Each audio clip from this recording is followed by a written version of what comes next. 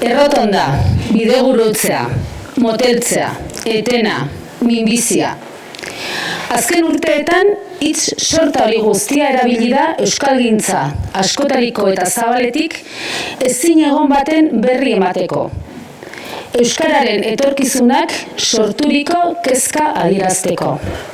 Izan ere, datuek, ikerketek eta aurreikuspenek normalizazio eta biziberritze prozesuan atzera egiteko arriskua handia dela agerrarazi dute.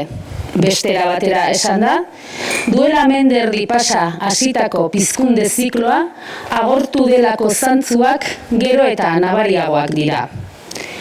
Hori guztia aintzat harturik, euskara eta euskal hiztun komunitatea larrialdi linguistikoan gaudela adierazi genuen euskalgintzaren kontseilua osatzen dugun eragileok orain urtebete. Aurretik, katalanek eta galiziarrek egindako adierazpenarekin bat egin genuen horrela. Eta aldi berean, geure egin genuen mundu aldrebestu honetan ugaritu zaizkigun krisi sistemikoak izendatzeko terminologia. Hizkuntza larrialdia, krisi sistemiko horien parte baita. Globalizazioaren muturreko aldaera honek eta bizitzaren digitalizazioak eremu guztietan egiten baitu indartsuago eta zaurgarriago. Hizkuntzen auzian, hizkuntza nagusiago eta euskara bezala minorizatuta daudenak oraindik eta ahulago. Hala ere azpimarratu genuen, larrialdian gaudela adieraztea ez dela lantua jo eta etxitzeko dei bat. Aitzitik, euskarari pizkunde berri bat emateko lehen argizkia ekartzea dela. Itxaropenaren txinparta piztekoa. Euskaldunok, euskaltzaleok asko dakigu hontaz. Euskaltzaletasuna muinean itxaropena baita. Itxaropenak baino ez dezake azaldu 19. mendetik 20. mundu aldaketa hortan lore jokoak, euskaltzaindia edota eusko ikaskuntza sortu zuten euskaltzale haien denen ekina. Zaldubirena, Larrekorena, Horixe Lizardi Lauaxetarena eta nola ez emakume izateak zailtasunak erantsi zizkien Errose Bustintza, Tene Mujika edota Elbira Zipitriarena. Eta horiekin batera, eguneroko bizimodu txiki baina funtsezkoan, milaka erabaki, ekintza eta keinuren bidez, zigor eta gutxiespenei aurre eginez, euskarari mundu bat ematen segitu zutenena. Itxaropenik gabe ezin baita ulertu lehen pizkunde hura eten zuen olatu totalitario ilunari aurre eginez, hegoaldean frankismoaren forman hainbeste iraun zuena, euskarari bigarren pizkunde bat eman dion euskaltzaleen jarduna.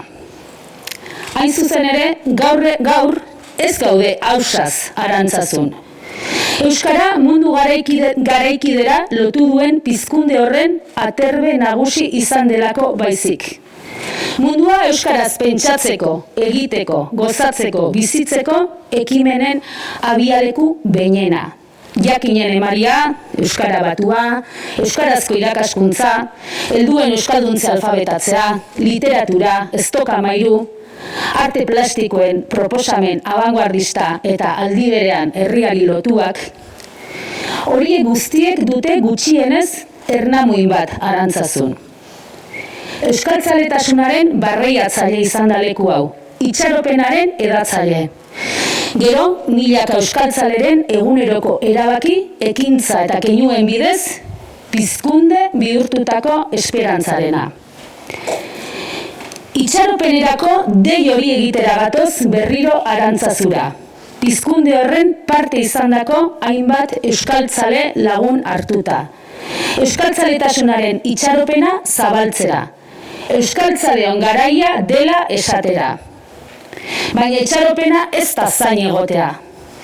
Itxaropena, euskaltzale horiek denek erakutsi diguten bezala, egitea da. Beraz, ekiteko garaia da.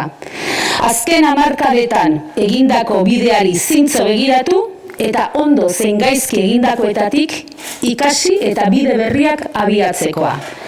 Egungo erronkei kementsu heltzekoa. Eta jakina, Euskaltzaletasuna itxaropena ez ezik mundua ikusteko modu bat da. Hizkuntza supremazismoaren kontrako jarrera bat. Hizkuntza berdintasunaren aldekoa. Eta horren bestez, herri, kultura, hiztun komunitate eta hiztunen berdintasunarekin engaiatua. Bestera batera esan da, euskaltzale izatea, euskararen normalizazio eta biziberritzearen alde egotea ez ezik, minorizatutako gainerako hizkuntza guztien alde egitea da. Azken batean, justiziarekin, berdintasunarekin eta askatasunarekin sakonki lotzen den ikuspegi bat. Errotik demokratizazioarekin uztartzen dena. Mundua hain aldrebes dabilen garaiotan, oinarrizko jarrera politiko bat. Arestian aipatu dugu mundua hizkuntza minorizatuen kontra datorrela, baina guk euskara eta gainerako hizkuntza zein kultura minorizatuak ditugu munduaren alde. Halaber, asko dira euskaltzale izateko moduak. Esaterako, asko dira eurak euskararen jabe ez izan arren, beren ondorengoei euskara emanez, eta beste hainbat erabakiren bidez, euskararen normalizazio eta biziberritzearen bultzatzaile izatea erabaki duten euskaltzaleak. Euskararen etorkizuna jokoan dago. Eta berriro ere, euskaltzaletasuna lehen lerrora ekarri eta euskarari pizkunde berri bat emateko unea da. Eguneroko milaka erabaki, ekintza eta keinuren bidez. Baina ahaztu gabe, herritar bakarkakoen jardun horren gainetik, euskararen normalizazio eta biziberritzeak ezinbesteko dituela erabaki politikoak. Ofizialtasuna behar duela euskarak iparraldean eta Nafarroa osoan. Eta esia jarri behar zaiola Araba, Bizkai eta Gipuzkoan oldarraldi judizialaren bidez gertatzen ari den desofizializazio prozesuari. Are, jauzi bat eman behar dela euskararen aldeko politika publikoetan, egungo erronkei aurre egiteko. Hizkuntza politika anbiziotsu eta sendoak behar ditugu. Eta kultura denez euskarak zentzua hartzen duen salda amniotikoa, euskarazko kulturaren aldeko politika anbiziotsuak behar ditugu. Guztion esku dago honetan eragitea. Abenduaren 27an Bilbaoarenan bilduz, elkarrekin arnasa hartuz, isiotu dezagun pizkundearen lehen txinparta. Euskara, euskaltzaleen ekimenak ekarri du gaurdaino. Euskaltzaleen eskutik etorri dira pizkunde zikloak. Egin dugu iraganean eta berriro egitera goaz. Euskaltzaleon garaia da. Adierazpen hau, Euskalgintzaren Kontseilua osatzen duten eragile guztiena da jakina, eta hemen batuta gaude erakunde horietako gehienen ordezkariak. Baina horrez gain, euskaltzaletasunean, eta horren bestez, azken hamarkadetako susperraldian, erreferente izan diren zeinbait euskaltzale ere gurekin ditugu. Esaterako, Miren Azkarate hizkuntzalari eta euskaltzaina, Mertxe Mujika helduen euskalduntze alfabetatzearen hildoko erreferentea, Kike Amonarri soziolinguista, divulgatzaile eta hamaika ekimenen sustatzailea, Lorea Agirre euskaltzaletasuna pentsatzeko ekarpen ugariren egilea, eta Paul Bilbao, beste gauza askoren artean, Kontseiluko aurreko idazkari nagusia.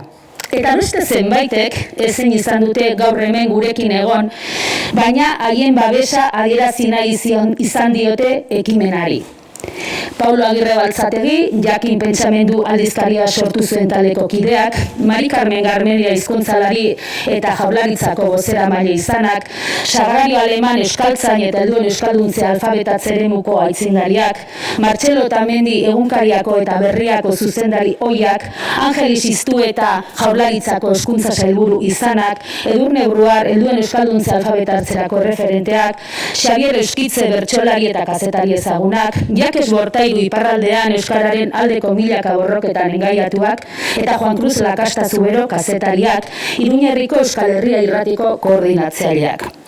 Baina bereziki, azpimarratu nahi dugu, gaur hemen gurekin direla euskaltzaletasunaren genealogia zabala ordezkatzen duten Kontxita Beitia, frankismo frankismo ilunean, Elbira Zipitriaren uberan, euskarazko irakaskuntza piztu zuten andereño horietako bat, eta gurekin direla baita ere, Baionako Etxepare Lizeoko ikasleak. Beren ikasketa prozesuko azterketa garrantzitsuena euskaraz egitearen alde borrokatzen ari direnak. Euskaltzaletasunaren, gaurkotasunaren eta ezinbestekotasunaren adierazle. Hain zuzen ere, euskaltzaletasunaren argia emango die Kontxitak Etxepareko ikaslei.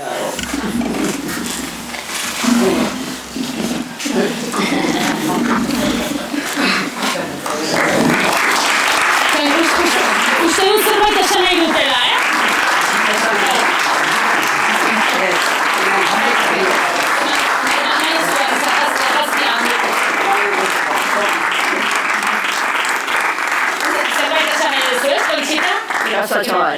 Gizaldiz gizaldi, mendez mende, gora!